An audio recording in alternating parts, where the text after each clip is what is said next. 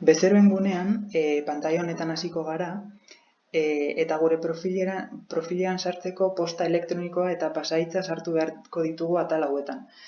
Pasahitza ahaztu bazaigu, botoi honetan sakatu dezakegu, eta gure emailaren bitartez berreskuratu ahal izango dugu.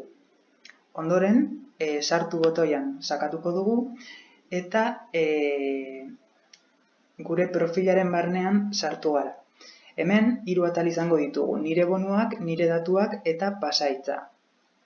Nire datuetan hasiko gara, eta hemen gure saltokiaren hainbat datu sartu beharko ditugu. Saltokiaren izena, kategoria, auzoa, helbidea, gure dendaren logotipoa ere sartu ahal izango dugu, fitxarako argazkia hau tamaina handian agertuko den argazkia izango da, deskribapen labur bat, eta ondoren aukerazko informazioa sartu ahal izango dugu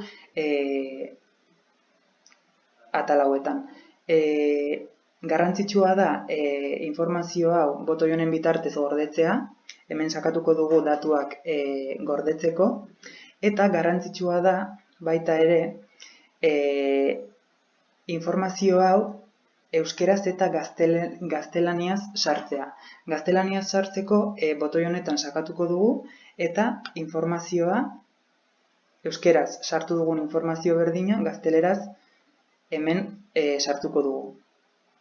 Euskerara bueltatuta, eta nire bonuen atalean, nire bonuen atal honetan bonu bilatzaile bat aurkituko dugu. Hemen bonuaren zenbakia sartuko dugu bonua bilatzeko.